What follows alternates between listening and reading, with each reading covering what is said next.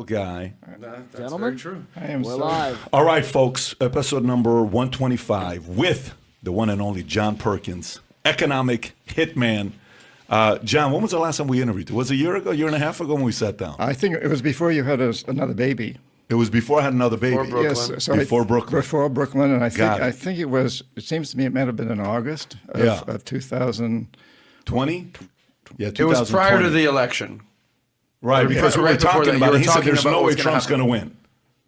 win. He was right. He was right. Yeah, he said there's no way Trump's going to win. Prognosticator, right? He there. was. But, you know, it's so weird, the timing of when you're here today, because this was not planned. Like, there is no conspiracy going on today. It happens to be that Mr. John Perkins, the economic hitman, is sitting here right after the Durham investigations came out, which I'm sure you haven't read or followed, or you don't know what's going on there. I have no idea. Which is great, which we'll talk about, because you have no idea. Well, if you watch mainstream media, you wouldn't have no idea. You wouldn't have an idea, because everybody, I bet they had a conference call and they said, the key word to use in your title is allegedly. Allegedly. Everybody was about allegedly, but we'll get into that. For some people that don't know what your background is, let me just read the Wikipedia so people know what the Wikipedia says. John Perkins is an American author. He's best known for his book, Confessions of an Economic Hitman, 2004, which was a big hit, in which Perkins claims he had played a role in an alleged process of economic colonization of third world countries on behalf of what he portrays as a cabal of corporations, banks in the United States of America. The book's claims were met with skepticism and rebuttal by some, but he spent more than 70 weeks on New York Times bestseller list, has been published in at least 32 different languages, and is used in many colleges and university programs. That's a pretty good intro right there by Wikipedia, because typically they talk shit, but they're being nice to you. Yeah, except they're saying that these things are alleged. Allegedly, so that pisses you off too. And they get the numbers all wrong. It's way more than 32 languages now. Is it in Farsi? Is it at least in Farsi? I'm pretty sure it is. It has to be in Farsi, because Yeah. you got some your choice words about the Shah over there. So for folks who don't know, for folks who have no idea what it is, I mean, I've interviewed hitmen before, like legit hitmen, okay, who their job is they come, they kill you, that's their job. That's what we call the jackals. That's okay. You call them the jackals, okay? Yeah. But you know, I was, Adam is always looking for great jobs, and this morning he went on what was it? What Jobs.com? Were you a monster? All these things he was looking at how he can apply to be an economic hitman. He couldn't find a single job. I looked everywhere. He looked everywhere. How does one become an economic hitman? Well, I guess the first question would be, why would you want to? Because I don't recommend it. For me, how it happened was that when I was just about to graduate from business school, I was going to be drafted. And I really didn't want to go to Vietnam. I didn't really want to kill Vietnamese people or be killed by them. So I was looking for a way out. And I was married at the time to a woman whose father was very high up in the Department of the Navy, and his best friend was very high up in the National Security Agency, which was draft deferrable. And they arranged for an interview. So I go in for this interview, spent a couple of days on a lie detector, and I was sure I failed. For one thing, when I had been in Middlebury College, there was an incident with an Iranian, if you can believe that. Be careful with those guys. Seriously. Well, truthfully, this guy carried a knife. I mean, a little tiny jackknife, but he showed me how he put his thumb way up the blade so there's just a little bit of it touching. He'd already shown me this. He'd been a professional soccer player, the Club of Rome in Italy, and then gone to Middlebury College. And we were in a bar together, and what year is this? 64. Okay. And anyway, make a long story short, a big, heavy farmer sucker punched me, knocked me across the room, and Fahad, my friend from Iran, comes up and slashes him across the cheek.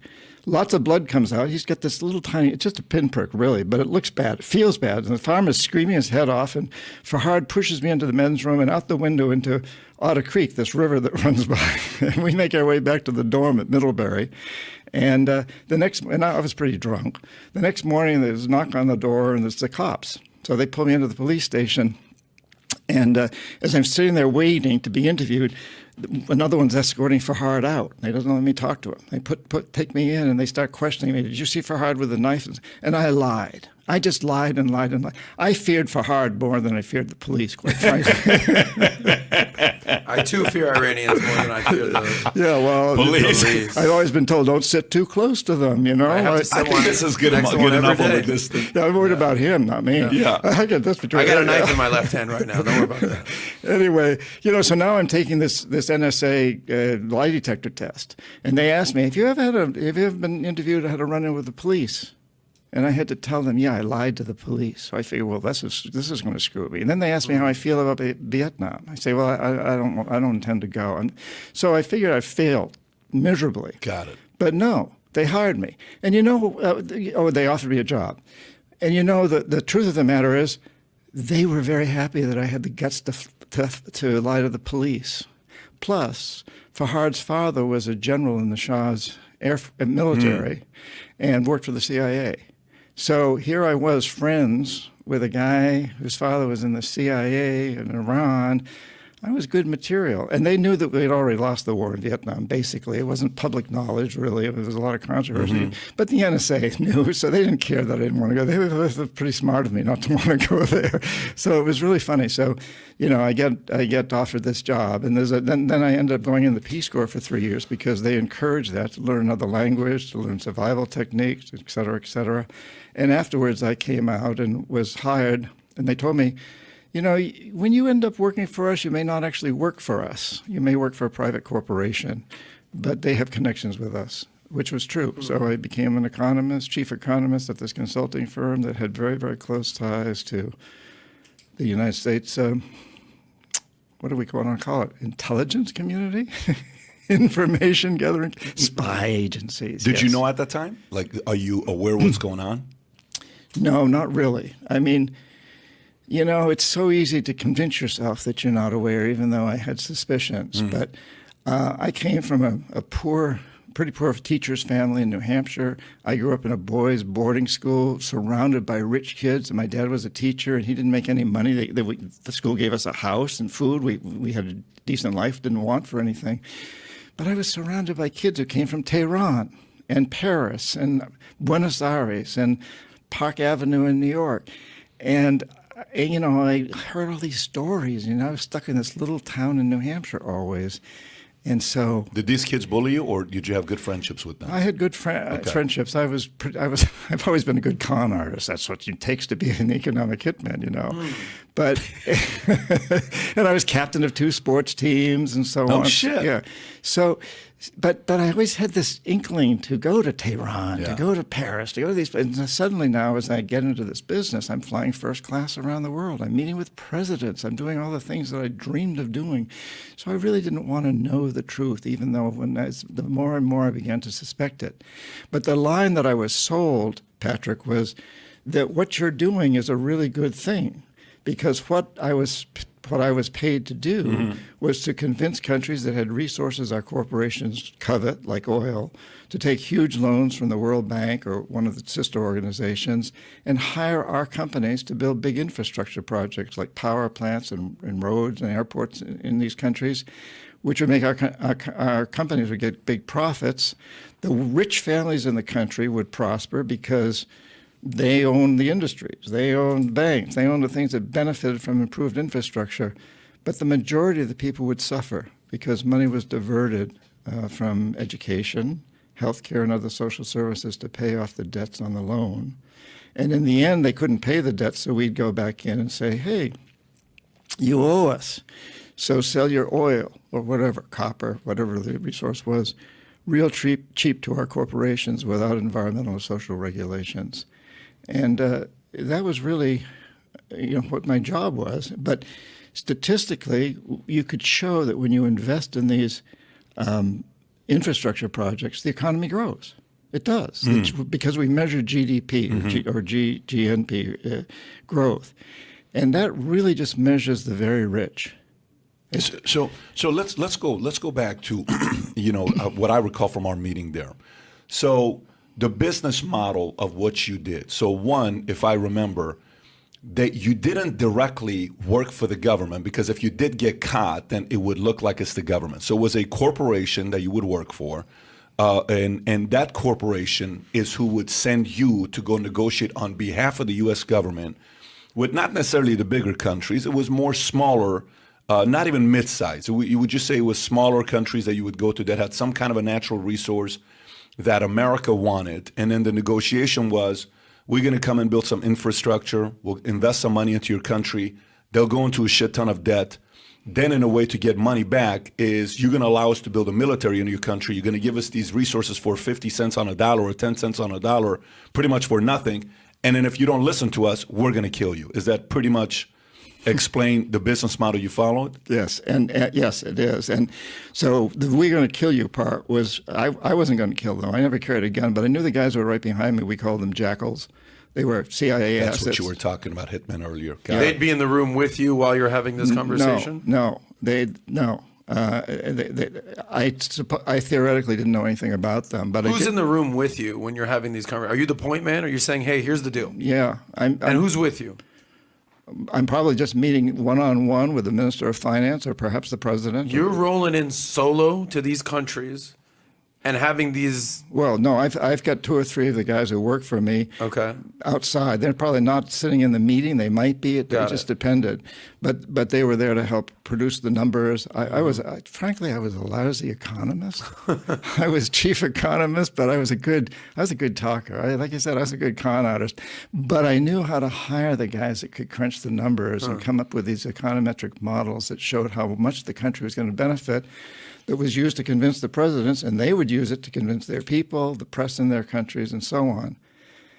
You know, there was an interesting cartoon that sort of sums this up that came out many years ago, and it showed me, or an economic hitman, in one hand holding a fistful of dollars and saying, "Hey, Mr. President, in this hand I've got hundreds of millions of dollars for you and your family if you buy my deal. And then in this hand I got a gun, in case you don't." And that was pretty much it. I didn't have the gun, but I knew that and he knew, because the United States, you know, we've admitted to taking out and ending the life of Salvador Allende, of Chile, the Shah of Iran, Mossadegh in Iran before that, Mossadegh particularly. And we didn't really take out the Shah, we took out Mossadegh. Lumumba in the Congo, Diem in Vietnam, Arbenz in Guatemala, and recently, 2009, in Honduras, President Zelaya. So a lot of the activity was in Central America, South America, and then in the Middle East, is that, or Africa? Where were the majority of the countries? Anywhere, any country that had resources our corporations coveted, that needed money also. Well, and in some, like Iran, that didn't really need the money, but they needed us to protect them from Russia. And Saudi Arabia, you know, had their reasons, but usually it was countries that needed money, had resources. I focused a lot on Latin America because I'd been there a lot. I speak fluent Spanish, so it was a natural for me. But I also spent probably during the 10 years a year in Iran, a lot of time in Indonesia. Now let me ask you, John, why did these primary, like Omar Torrijos, I believe, right, Panama, which was one of your favorite guys that you would meet with, why did some of these guys agree to sit down with you? What is the call for them to say, yeah, I'll sit down with John? What call came before you showed up?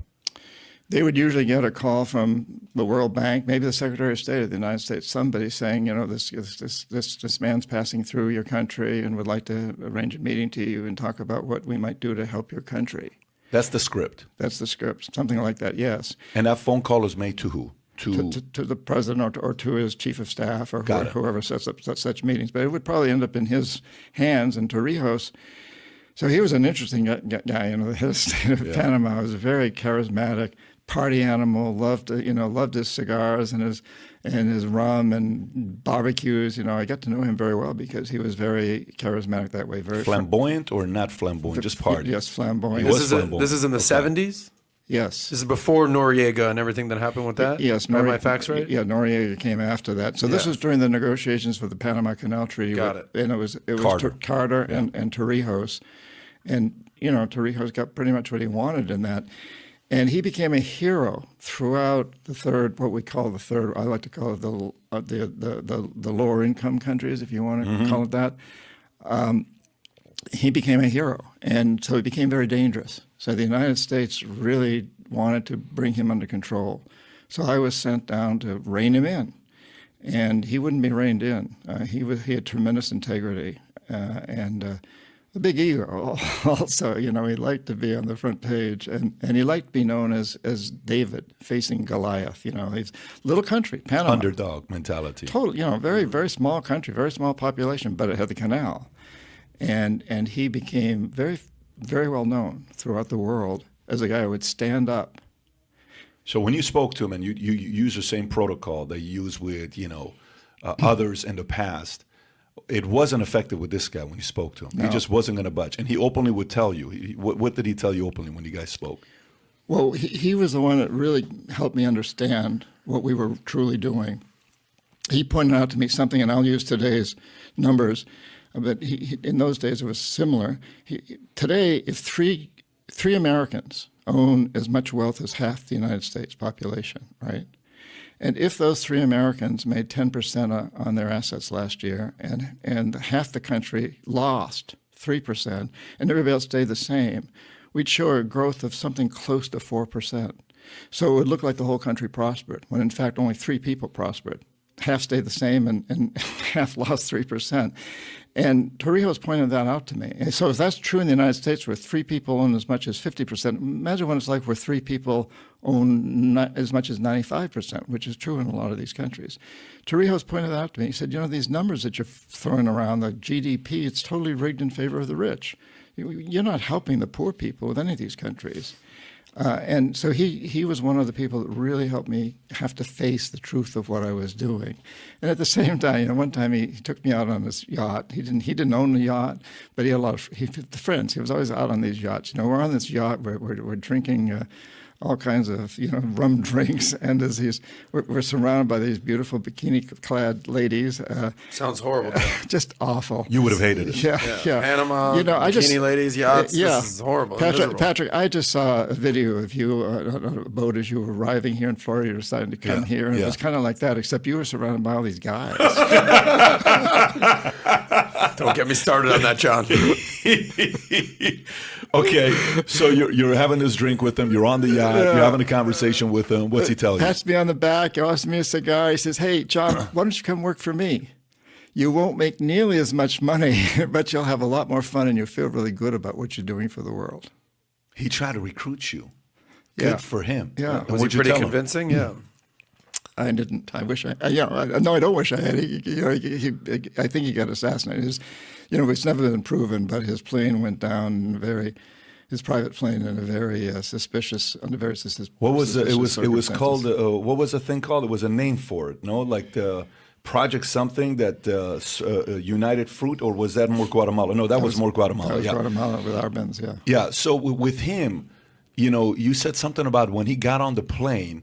Right after the whole deal he did with Carter, there was a tape recorder that went in, and the tape recorder blew up. Has that been verified? That was a tape recorder, or no? No. When he got on the plane, somebody handed him a tape recorder, and the suspicion is that it was a bomb. But when a plane blows up, there's no smoking gun because it blows up too. And just less than 3 months before that, Jaime Roldos, the president of Ecuador, who also stood up to me, did not accept the deals. I wasn't as friendly with him. He was loved, by the way. He was loved and adored. He was elected. He was loved and adored, and democratically elected for the first democratically elected president in Ecuador in a number of years. He wasn't as warm and fuzzy and friendly as Torrijos, so I never got to know him personally the way I did Torrijos. But so he died in this plane crash in May in 1981, and Torrijos met with his family after that, and he said, my brother Jaime was just assassinated by the CIA, and again, that was never proven, but that was a suspicion. And he said, I'll probably be next. But don't worry, because I've signed the Panama Canal Treaty with Carter, so I've accomplished what I really came here to accomplish. And less than 3 months later, He got killed. almost the same thing happened to him as what happened to Roldos. Now, you don't know if, so for example, you go meet with somebody and you come back and they don't do what you ask them to do. You make the phone call back to the corporation you were working with and you say, this is a no-go. And the individuals you called, who were they? Was it just simply your direct supervisor? Were you talking to the CEO of that company? Who was your communication with? Well, my direct supervisor was a senior vice president who became president. So I was talking to the top management of my company. And the call sounded like what? Hey, Bob, they said no. He's not willing to budge. Yeah, I mean, I would usually try to couch it in terms of a little bit more Color to it. Yeah. Maybe look a little better, you know, like, hey, I just spent the last month miserably drinking rum drinks, you know, and smoking cigars and hanging out with bikini-clad women, and still I failed, that kind of thing. But yeah, basically that was it. And then, but you didn't know the business model. Like, it's not like they told you the business model is if they say no, we're going to go take a guy out. You didn't know that. You just, or was that almost like code red in the Marines, you know, the movie A Few Good Men, where everybody knows it's a code, but it's not written anywhere, but it's talked about amongst leaders. Was it kind of like that? Yeah, I think it was like that. I knew, but I didn't know. How many people that you met with right after you left, they got killed, who didn't do a deal? Was it those two guys? Oh, yeah, everybody else did the deal. Everybody else did the deal. Everybody else I met with did the deal. So, but you never sat with Shah. You just partied with Shah. You spent some time with the Shah of Iran. Yeah. But did you do a deal with the Shah or no? Yeah, we did deals with the Shah. But the Shah, so that was a different situation. So the Shah didn't need to take out loans. Because he had money at that time. He had money. He just needed to give our oil companies permission to go in and take his oil. Got it. And that's what we were working on. And you know, the Shah was very clever in that he sort of pitted Russia, the Soviet Union, against us. He said, well, you know, if you guys don't build me these cities, if you don't help me build... Russia's going to do it. Russia's going to do it. So we were building huge transmission lines that went all the way from Kerman down to Bandar Abbas. We were building the big military. We actually were building the military base at Bandar Abbas, which now is a thorn in our side. You know, it's controlling the Straits of Hormuz. But we were building it basically as an American military base. It was an Iranian military base, but where America would have a big presence. And you know, using the Shah's oil to pay our companies to make big profits building this military base. Would you know? Was there ever the concern during that time? It would be the 70s, right? When you're having dealings with Shah, right? What did you know about the consortium agreement of 1954? Because that was the biggest challenge that 4 countries had. Yeah, that they were not happy about the amount of power he was getting because he was going to give everybody. It was a 25-year agreement they signed from 54, and it was coming up in 79. And I think the PM of France, Britain, I want to say Germany, and Carter obviously met in South or Central America to talk about this guy's getting a little bit too powerful and we got to do something about getting rid of this guy. Were you involved in the exodus of the Shah or no? No. Okay. No, in fact, the night before the bombs went off in, what was it, Shiraz or Isfahan, I was in the Hotel Intercontinental. In Iran? In Iran, in Tehran, at the bar. And I get a tap on the shoulder, and it's Fahad. I haven't seen him since the knife. Well, no, I saw him after the knife. Same guy that father's a general that they were connected to the CIA. Yes. Got it. And Fahad says to me, we have a little bit of a chat, very, very brief, and he says, I've got an airplane ticket for you tomorrow in Air France at 5 o'clock in the morning or something to fly to Rome with me. And I said, no, I've got a meeting with the Ministry of Finance tomorrow. It's very important. He said, no, you're coming with me. And I said, I can't. I've got this meeting. He said, and he looked at me in the eye and he said, you're coming with me or you may never come out of this country. So I was on that. And he said, my father's living in Rome. I said, your father, he's the Shah's general. What's he doing in Rome? He said, he's no longer the Shah's general. He resigned. He's in Rome. We're going to go stay with him. And I left the next morning. And then that next day is when the beginning of the end for the Shah began. Why were you in Iran? Was this 77 or 78? This is 78. 78, 79. It can't be 79. 78, yeah. Just before the 79 revolution. Okay. How long were you in Iran for? Well, I was never there for more than a month at a time, but probably close to a year, over 10 years. So I would I had an office in Tehran. I had one in Panama. You said 10 years? He was there no more than a month at a time, but a year over a span of 10 years. Wow. Yes. Yeah. So what was Iran like in the 70s, basically? I loved it. It was beautiful, you know. And I traveled all over from the Caspian down to the Straits of Hormuz, and I went down in the desert from Kerman down, and it was just beautiful. And Tehran was incredible. I mean, it was so progressive. You know, you could sit out on what was called Pahlavi Avenue at that time, named after the Shah. These cafes. And the Iranian women were, I mean, the miniskirts on Pahlavi Avenue were shorter than in Paris, if you can believe that. And it was really struck by how impacted all that must have been when the mullahs took over, you know, and all that change. It was shocking because it was. So there was no Sharia law going on out there. They're not in the full garb. Nothing was going on. No, not Shah wasn't for that. So it was like the Paris of the Middle East at that point. Yeah, you know, for her, the Shah's the princess. You know, she was a model of beauty and sexuality. Well, sensuality. Excuse me, not openly. You're getting choked up talking about her. I get it, John. Yeah, and you know, she sponsored this major tennis tournament where they had all the biggest stars from the world come and play tennis and an international film festival. But by the way, top 3 countries in tourism in the 70s. You ready? Yeah. Burma, Cuba, Iran. It's crazy how those countries have completely done a 180. Yeah, now Frank Sinatra would go perform there all the time. Zahedi was dating Elizabeth Taylor. Iran was like the place rich people went to. Like think about where rich people go to today. Like we're going to go to Dubai. Way before there was Dubai, it was Tehran, Iran. You'd go there. You'd go to Bandar Pahlavi, which is a port of Pahlavi by Caspian Sea, which you would have caviar as if it's just regular. You're having coffee. So then the mullahs or whoever was basically saying, all right, this is enough's enough here. Yeah. What was that? If you were there for 10 years, you must have, you probably don't speak the language, but you must have sensed some unease, like, okay, this is like what Pat is basically describing as the Paris of the Middle East, and that's where rich people are going. But there must be this undercurrent of people not digging this vibe, clearly. Did you sense any of that? What was that situation like? That's what's shocking is no, I didn't sense it. I don't know that anybody sensed it. I've become friends since then with Bob Baer. You may know him, the CIA guy that the movie Syriana is based on. He was deep undercover, spoke Farsi as well as Arabic. I don't think he was even. I mean, I don't get how difficult it was for us to understand what was going on. I understand for me that all the information I got came from translators who worked for the Shah, you know, and they'd all been schooled. So they're sweeping things under the rug. Everything's fine. Look this way. Don't worry. Have a drink. Have some fun. I would ask to interview some of the poor people and so on and so forth, but I always had a translator because they didn't speak English, and I don't know what was translated correctly. And you know, I know that the same is true around the world. You get a lot of misinformation if you don't speak the language. You know, I find one of the reasons Latin America was so enlightening for me in Torrijos because I spoke Spanish. Right. But in Iran, no, we had no English. Iran was the only country at the time. Saudi Arabia. Well, our contract in Saudi Arabia was actually with the U.S. Treasury Department to build stuff in Saudi Arabia. That's another story.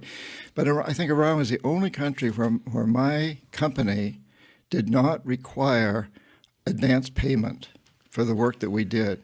We trusted Iran to pay its debts. They had the money. Yeah, and as a result, we lost millions of dollars when the Shah went down because they owed us a lot of money, which we'd never collected because we totally trusted them.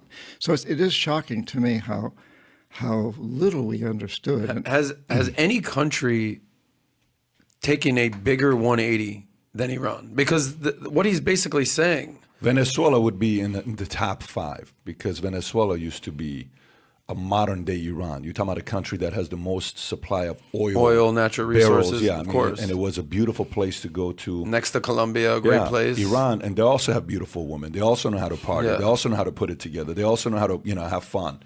And Iran did so as well. But Iran... But Venezuela, I wouldn't put them on the same level as Iran. Iran is working on nuclear missiles. But during that time, this guy had a deal originally. British Petroleum, right, was in Iran. BP. Prior to that, it was called the Anglo something, Persian oil company, so it was Britain had a chokehold on Iran, and they pretty much ran everything in Iran until Mossadegh, which was somebody that, I don't know if you dealt with Mossadegh's issue. I think other people from... Mossadegh was the early 50s, He was so the early I was 50s, still a kid. You were still a kid, yeah. Mossadegh was a guy... Mossadegh would have been the modern-day Bernie Sanders. He was a socialist, and he wanted to take the oil money from Iran and give it to everybody, and he didn't like the fact that the rich people were getting richer and all this stuff, and he came in, and he kind of wanted to negotiate stuff with oil, but he wasn't strong enough to negotiate. Mm-hmm. And then Zahedi, which, you know who Zahedi is, he was the ambassador of U.S. Zahedi was a very powerful man. And Hoveyda also. Yeah, I would say that as well. But Zahedi was, how would you describe Zahedi? He dated Elizabeth Taylor. Zahedi was like, if you pull up a young Zahedi, put Ardesh, a young... no way Tyler spells this right. There's a Z, there's an H, there might be a lowercase q, there's zero. Zahedi, Tyler. Can you get this right? So $100 if you spell this right on the first time. $100, shit, I'll give you $1,000, but I'll Zahedi. Arde. He went to a porn site. Ardeshir, and then put Zahedi. Okay. Young. Okay, go to images. And this guy was like click on that one. That one right there is fine. He's the guy in the top left. Maybe that's a bad picture for him. But look who it is on the right. Do you see what is on the right? Is that a beetle? I can't really see. Who is that on the right? Is that Barbara Streisand? I think that's Barbara Streisand. Yeah. Zahedi, it's crazy. What's the date on that article, Washington Post? Can you click on it? Flamboyant Iranian ambassador. Huh. Okay. Died at 93. What age is that? Can you get rid of that? No. Let's see. You can. I'll go back and see when he just died, because it has to be in the last 18 months. And who was he in Iran? He's the guy you go through if you want to do any dealings with the Shah. So this guy comes in, he creates a campaign to get rid of... He's like the chief of staff, basically? Let me tell you, this guy is the he's a very important guy. Got it. He gets rid of Mossadegh in a way. I mean, a lot of people say he got rid of Mossadegh. But can you see when he died? I want to know when he died. It has to be in the last 18 months. He gets rid of Mossadegh. Oh, really? Shah comes in. I was supposed to interview him. He was sick when I was supposed to interview him. See when he died. I was supposed to, I think he was living in Switzerland or Sweden, something like that. November 18th of last year. Shit! Look at his birthday. You know he's a special guy. It's October 16, 2 days apart. He died 3 months ago. I know. He just died. I'm telling you, I had a schedule to go to Switzerland. Mario, we got on a call with the guy. He sent me an autograph of his book saying, I'm looking forward to the interview because we were going to have some interesting conversations together, but unfortunately he died. Well, do you see who his wife was? His wife stood up until 1964. Shanaz Pahlavi. Yeah, you know who that is. Well, Pahlavi is a pretty well-known name, isn't it? That's the Shah sister, I think. Yes, that's the Shah's family. Yeah. And he's lucky because Hoveyda, who was prime minister, and I got to know quite well, was executed. He was shot by, we don't know whether it was a firing squad or whether somebody shot him just before his... I'm surprised he lived this long. Yeah, that's what I'm saying. He's lucky. He made it because Hoveyda, right after the revolution, was put on trial and found guilty of all kinds of things. No question about it. Khomeini was after this guy for the longest time. Yeah. Everybody was like, this guy's not going to make it. No, but he made it to 93. Legit respect for him to make it that long. By the way, this guy was the encyclopedia of everything that took place during that time. If there's a guy that knew it, was this guy. Anyways, so the Shah all of a sudden went from being a 21-year-old kid that takes over Iran at 21 years old. Think about this. And his dad was a very feared man, very much of a dictator, strong dictator. Shah was a little bit more gentle. He spoke 7 languages. Okay, he spoke French. He spoke, English. He spoke better English than you and I speak English. If you ever see him in interviews, you'll be blown away by this guy, the Shah. So he changes everything in Iran. He makes it, he says, we got to get rid of the burqas. Burqas that you put on. You got to get rid of this. You got to make it a little bit more free. And then some of the more conservative Muslims were upset because he was thinking women are getting a little too loose, too comfortable with the way they're doing. They're getting too much power. He increased the age of women getting married from 8 to 13 to 15. And I'm telling you, that's the number. From 8, a 55-year-old man prior to him could marry an 8-year-old girl. And he raised it to 13, then to 15. And I think now it's back down to 13 or some number like that in Iran. So he made a lot of positive things, but he became a little too powerful. And that scared the crap out of US and Britain and France and Germany because they could no longer control him. And when he became too powerful, that's when they said, we got to figure out a way to hurt this guy. And next thing you know, guys like him, maybe not him, but guys like him showed up and they totally ruined Iran, because if it wasn't for economic hitmen like you, Johnny, it's all your fault. You understand this? This is the whole reason why I got you here today. That's why I wrote a confession, because I know it's true. And incidentally, you know, the one country you left out of all that was China. So Hoveda was really flirting with China at the time and using that in the United States' face, throwing it in our face. Not only is it the Soviet Union, but also we're seeing China's on the march here, and the United States didn't even realize that China was doing what it was doing. In the 70s? What year is this? Yes, in the 70s. And so, you know, the Shah and all of his team were really, really sharp. They were shrewd. They were really shrewd, playing the Soviets against the Chinese against the Americans against everybody, and the French were in there, and the English. And everybody wanted a part of Iran. And because of the oil? Because of the oil, but also the location. So Iran protects Europe from Russia, from the Soviet Union, basically. Gotcha. Strategic alliance right there. Everything. And also, the feeling was that if the Shah would be successful, then the rest of the Middle East would probably use him as a model, which we liked, because he was a guy who, as Patrick said, was very strong dictator, but he also... Who was a strong dictator? The father. The father was, but brutal. I mean, the son feared him. Yes, well, and I think... But you referred to the Shah as a dictator, and when you guys did a speed round, you used that terminology to describe the Shah, did you not? Yeah, the Shah was a dictator also. As Patrick said, he was milder than his father. Stop, John. I've heard... This is called misinformation, folks. Don't let this man fool you. But why? So you disagree with what he's saying?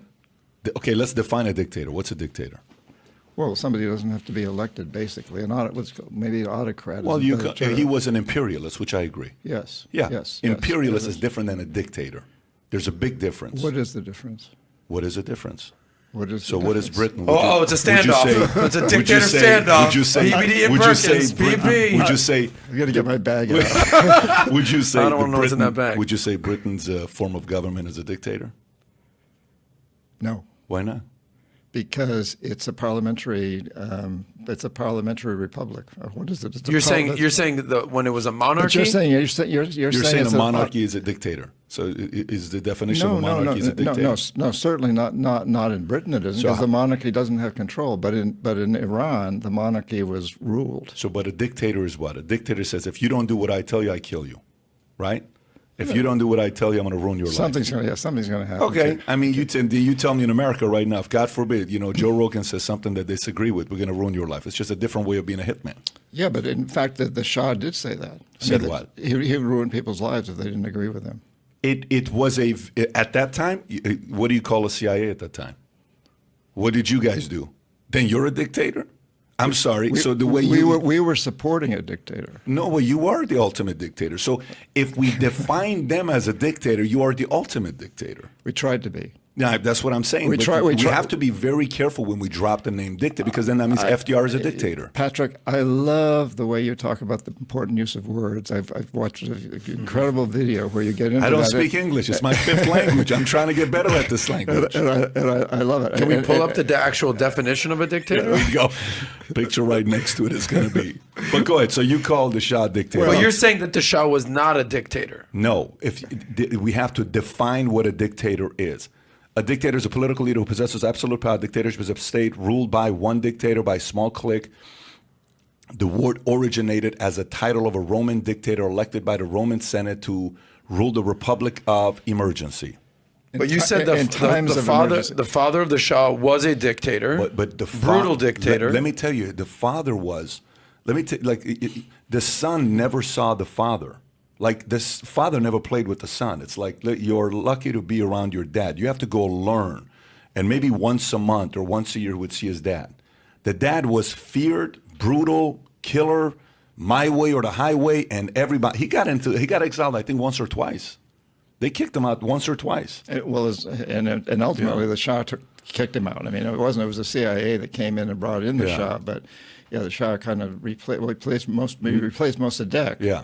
But Mossadegh had replaced the father. True. So Yeah. Let me listen. Here's how. But under Mossadegh, Iran had a true democracy. That was the Bernie Sanders of Iran. That's who you're saying that was? Mossadegh was a socialist, is who he was. But he was elected by the people. Yes. He was elected by the people, but he was a socialist who, there is no way he had the strong personality of a Bernie Sanders. That was not him. Mossadegh was, you know how he died? Right. He died living in a small village by himself, chilling. Nobody bothered him for years. True socialist. True socialist, yeah. But basically, he was under house arrest. He was, but There's that little component. He had no choice but to die in that little village. But he He's had a capitalist stuck listen, in a socialist little community. Right First there. of all, well, I mean, you're talking about a guy. You judge a country by the progress and the results that they're making. Touché. What happens if a guy doesn't get results? You can talk shit about a parent all you want until you see the kids end up becoming leaders. You can call Belichick a dictator until they win 6 championships. You can call Tom Brady as a quarterback a dictator because he's, he's such a nice guy. And then you talk to his opponents and Pittsburgh Steelers, and they're like, dude, you guys don't know the Brady we know. This is a dirty guy. This is a competitor. This is a psycho guy, right? So, okay, but he wins. He got results. So Iran under the Shah made a lot of progress. That's all I'm saying. The progress was made under him. No but question. Make the point you were making when he asked the question. What was the question? You asked the question about the fact that, what happened during, and you were talking about Hoveyda and what he went through and, at the time. Because, by the way, do you know what happened with Hoveyda at the end? Do you know why they killed him? Do you know the cause for why they killed him? Well, he was found guilty. For what, though? Do you know what he was found guilty for? No. You ready? Craziest thing. He was found guilty. He was tried by the new established revolutionary court under Khomeini for waging war against God. Oh, yeah, that whole thing. And That's they right. killed That's him. right. Yes. Waging war against God. Waging war. Can you imagine if that Very was provable charge right very there. provable charge? And they executed this guy at 60 years old. I think he was 60, maybe like 60 or 7 years old. Yeah, Young I think guy. it was 60. Yeah. I think it's just very interesting because I'm an American. I'm Jewish, quite frankly, and I look at things from more of Middle Eastern relations a lot of times from the Israeli perspective. But I just think it's very important because obviously Pat born in Iran, we cover Iranian topics, what's going on there, everything they're doing, nuclear, everything with that. I just think it's very important to point out how different Iran was at one point and how quickly under certain regimes things can change, right? It's almost night and day what you're describing of the rich places where people are coming all over the world. The Elizabeth Taylors are hanging out there. The Sinatra's performing. And now it's like Pat can't even go visit the country if he wanted to. That's how different Iran is. And I just think that's important to highlight. Well, if I go, I'm definitely taking the two of you, for sure. Well, I don't know. I'm not going with you. That's for damn sure. I mean, nothing. I'll go anywhere in the world with you except Iran, probably. Are there any? I'm not that crazy. Are there any countries you are literally not allowed to go at this point of your career? Well, I don't think I would be welcome in Iran at all. I don't know whether I'd be allowed to go there or not, but I probably wouldn't be allowed to leave. That's perhaps more important. John Perkins, let me ask you another question. We've sat down with. I'm not allowed to go to North Korea. Well, nobody really was encouraged to go there. But we've sat down with, mafiosos. Pat has done uber amount of interviews with names of names. We all know that. And I'm always wondering, like, do these guys fear for their life? What kind of retribution? What person out there is the son of someone that they killed? They come back. Do you fear for your life at all? I mean, you're an economic hitman. You've a self-described con man who has literally sat down with presidents, prime ministers, dictators. Some of them haven't made it out of much longer out of the meeting. So where do you stand on fearing for your life? I don't mean to put you down, but you obviously didn't read the new Confessions of an Economic Hitman, which was published in 2016, where I talk about I was poisoned and lost 70% of my large intestine to a hospital in New York City. I was supposed to speak at the United Nations on a Tuesday. I flew up to New York from Florida, where I lived at the time, on Monday. Had lunch with this journalist who it turns out probably was not a journalist, And that night I lost a huge amount of blood in my body, was rushed to Lenox Hill Hospital, where eventually they took out 70% of my large intestine. And a lot of the evidence points toward poison. It was never, once again, never concluded, because by the time we even suspected it, the part of my intestine had been removed, had been incinerated, which they do immediately when they pull something out of you in a hospital. But my life was threatened. So when I started writing the book, after I was an economic hitman, I started writing a book about my experiences, and immediately got anonymous phone calls threatening my life and my infant daughter's life. And you can imagine, Pat, you've got an infant child. And at the same time, I was taken out to dinner by the president of Stone & Webster, a big consulting firm in Boston, and been a competitor of my companies that I just left. And he takes me out to dinner. He says, hey, you know, you've got a great resume. You were chief economist at one of our competitors. You had 50 people working for you. We'd like to use your resume in our proposals. You won't have to do any work for us, but just let us use your resume, and I'm prepared to write a check to you tomorrow for $500,000, $500,000. This is in the late 80s. It was worth more than it is today. This is millions at this point. Yeah. And then he says, just don't write the book. So, in fact, I'm getting the same treatment that I've been giving these presidents. I'm being offered, I'm now without a job. Yeah. I'm being offered $500,000 in one hand, and the other hand, wow. Yeah. And so. Do you deserve that treatment, though? Well, does anybody deserve that kind of treatment? I'm asking you. I live a pretty moral life. I don't fear for my life, but a lot of the stuff you're doing kind of, I assume, comes with the territory. Well, I wanted to expose what I'd done and write the book, but I took the money.